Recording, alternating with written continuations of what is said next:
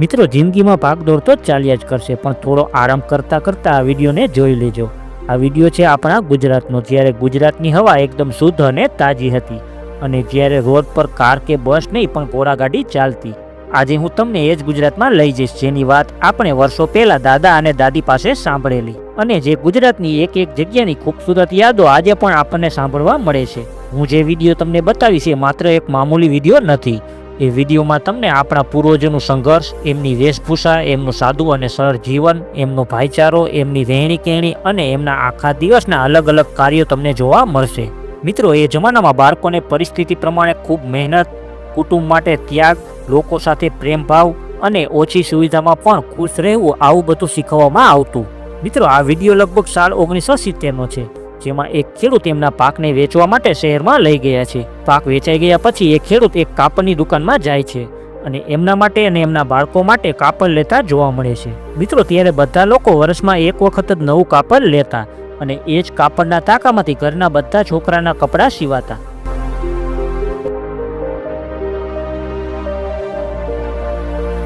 ત્યાર પછી આ વિડીયો ક્લિપમાં 50 વર્ષ પહેલાના દ્રશ્યો જોવા મળે છે, જેમાં મહિલાઓના અલગ અલગ દૈનિક કાર્યો જોઈ શકો છો. તે સમયમાં મહિલાઓને મોટાભાગનું કામ હાથેથી જ કરવું પડતું, જે આ વિડીયોમાં તમે જોઈ શકો છો.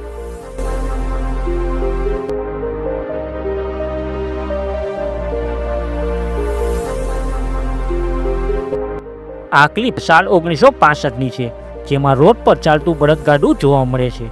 ખાસ ત્યારે લોકો એક ગામથી બીજા ગામ જવા માટે બળદગાડું અને ઘોડાગાડીનો ઉપયોગ વધુ કરતા. આ વિડીયોમાં થોડી મહિલાઓ ગામ નજીક આવેલા કૂવા પરથી પાણી ભરીને ઘરે લઈ જતા જોવા મળે છે. ત્યારે આજની જેમ આરો નહોતા, બધા લોકો કૂવા અને તળાવનું પાણી પીતા, તો પણ એ લોકો ખૂબ જ તંદુરસ્ત હતા. આ વિડીયોમાં બે વડીલ નદી કિનારે બેઠા બેઠા બીડી ચલમ પીતા જોવા મળે છે.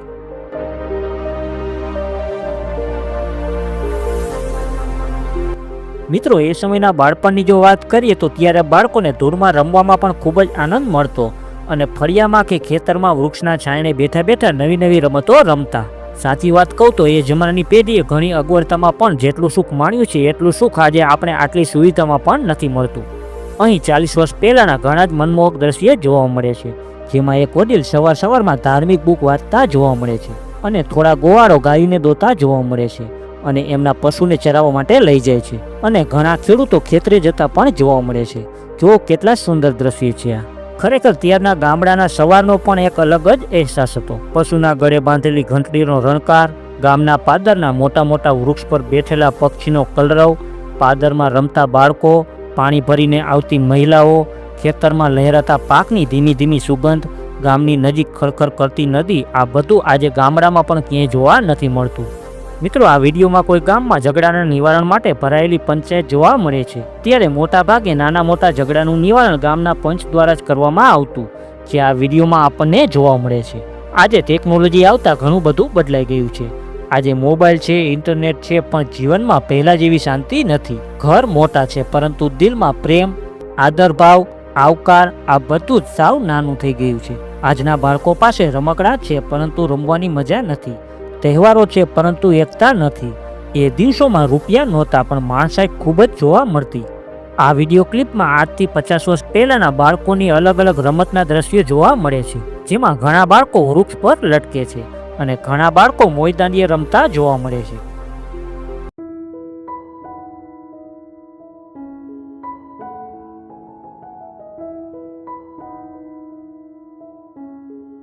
એ સમયમાં મુશ્કેલીઓ પણ ઘણી હતી, જેમાં રોજગારીનો અભાવ, આરોગ્ય સુવિધા પણ ઓછી, વીજળી ન હોવાને કારણે લાઇટ કે પંખા કે આવું કાંઈ પણ નહોતું. આવન જાવન માટે ફક્ત પગપાળા, બળદગાડા કે ઘોડાગાડીમાં જવું શક્ય હતું. પરંતુ લોકો પાસે ત્યારે ખૂબ જ હિંમત હતી. લોકોના એ સાદાઈ ભર્યા જીવનમાં પણ ખૂબ જ ખુશી સમાયેલી હતી. આ વિડીયોમાં થોડા લોકો ભજન સત્સંગ કરતા જોવા મળે છે. ત્યારે લોકો આવી રીતે ભેગા થઈને ધૂન ભજનનું આયોજન કરીને એમનું મનોરંજન કરતા. અને હા મિત્રો, ભલે ત્યારે ઘરમાં ફ્રીજ નહોતા, તો પણ લોકો ઠંડુ પાણી પીતા, કેમ કે ત્યારે બધાના ઘરમાં માટીના માટલા જોવા મળતા, જે માટલામાં પાણી એકદમ શીતળ થઈ જતું. ભલે ત્યારે આરો નહોતું, તો પણ પાણી એકદમ મીઠું લાગતું, કેમ કે એ પાણીને ઘર સુધી લાવવામાં ખૂબ જ મહેનત લાગતી અને એ પાણીમાં માટીની સુગંધ ભળતી, જેથી જ એ પાણીમાં મીઠાશ વધી જતી. રસોડામાં પણ લાકડાના બળતણમાં જે રસોઈમાં મીઠાશ આવતી એવી મીઠાશ આજે ગેસ પર બનેલી રસોઈમાં નથી આવતી. એ માટીમાં જ કામ કરતાં કરતાં બનાવેલા રોટલા, એ ખેતરમાંથી તાજા તોડેલા શાકભાજી, એ માટલાની દોણીમાં ભરેલી ખાટી છાશ, એ ગાય કે ભેંસના દૂધનો વાટકો, એનો સ્વાદ આજના ફાસ્ટફૂડ કરતાં લાખ ગણો સારો હતો. અને એની મીઠાશ એટલે પણ વધી જતી કે ત્યારે બધા લોકો એકસાથે બેસીને જ જમતા. જ્યારે આજની પેઢી દરેક પોતપોતાના મોબાઈલમાં ખોયેલા જોવા મળે છે. આજે માણસ એક મશીન જેવો બની ગયો છે. આ વિડીયો ક્લિપમાં એક દાદા એમના પૌત્રને વાર્તા સંભળાવતા જોવા મળે છે. ત્યારના બાળકો આવી રીતે વાર્તા સાંભળતા સૂઈ જતા, જ્યારે આજના બાળકો મોબાઈલ પર રીલ જોતા જોતા સૂએ છે. મિત્રો, એ સમયમાં ખેતી એટલે પડકાર, આશા, પરિશ્રમ અને કુદરત પ્રત્યેનો આદર. ખેડૂતો ત્યારે ખેતરમાં ગીત ગાતા ગાતા ખેતીનું કામ કરતા. બપોરના ટાઈમમાં મહિલાઓ ઘરેથી ભાત લઈને જતા. એમાંય ચોમાસું આવતા જ વરસાદનું પ્રથમ ટીપું પડતા ખેડૂતના ચહેરા પર જે ખુશી જોવા મળતી, એવી ખુશી આજે શબ્દમાં ન વર્ણવી શકાય. એવી ખુશી ત્યારે ખેડૂતને પહેલા વરસાદમાં મળતી. અહીં થોડા ખેડૂતો એમના ખેતરમાં અલગ અલગ કામ કરતા જોવા મળે છે, જે જોઈને તમે અંદાજ લગાવી શકો છો કે ત્યારે ખેડૂત કેટલી મહેનત કરીને એમનું અને એમના પરિવારનું ભરણ પોષણ કરતા.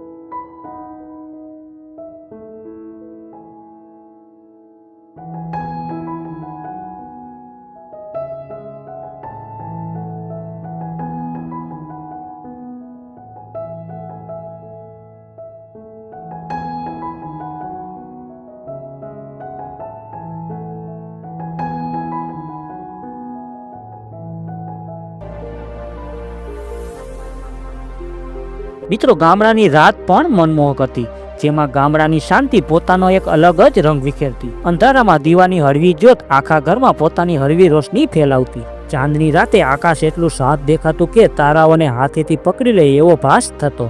અને દાદાજી બાળકોને તારા, ચંદ્ર અને ઋતુઓના પરિવર્તન વિશે રસપ્રદ વાર્તાઓ સંભળાવતા. આજના બાળકો જેમ સાયન્સને પુસ્તકમાં શીખે છે, તેમ ત્યારે બાળકો પ્રકૃતિના ખોળામાં એ જ વસ્તુનો અનુભવ કરીને શીખતા. એ જમાનામાં ગામમાં તહેવારોની ઉજવણીની વાત જ અલગ હતી, જેમાં હોળી હોય કે દિવાળી, જન્માષ્ટમી હોય કે નવરાત્રી. ગામમાં આ બધા તહેવાર માત્ર ધાર્મિક અને આધ્યાત્મિક નહીં, પરંતુ એકતા અને સમૂહ ભાવના સાથે ઉજવાતા. આજે જ્યારે જીવનની દોડધામમાં જિંદગી જીવવા માટે સમય ઓછો પડે છે, ત્યારે આ બધી જૂની યાદો આપણા મનને એક અલગ જ શાંતિ આપે છે, જેમાં થોડા પળો યાદ કરવાથી પણ મનમાં આ બધું જ તાજું થઈ જાય છે. મિત્રો, એ ગામડું, એ લોકો, એ ખેતરો, એ પવનની સુગંધ અને એ બાળપણ ખરેખર એક સાચી મૂડી હતી. સમય ભલે આગળ વધી ગયો, પરંતુ એ જમાનાની જૂની યાદો હંમેશા આપણા મનને એક સુંદર અનુભવ આપશે. તો મિત્રો, આ વિડીયોને અહીં જ પૂરો કરીએ. ફરી મળીએ આવા જ એક બીજા વિડીયોમાં.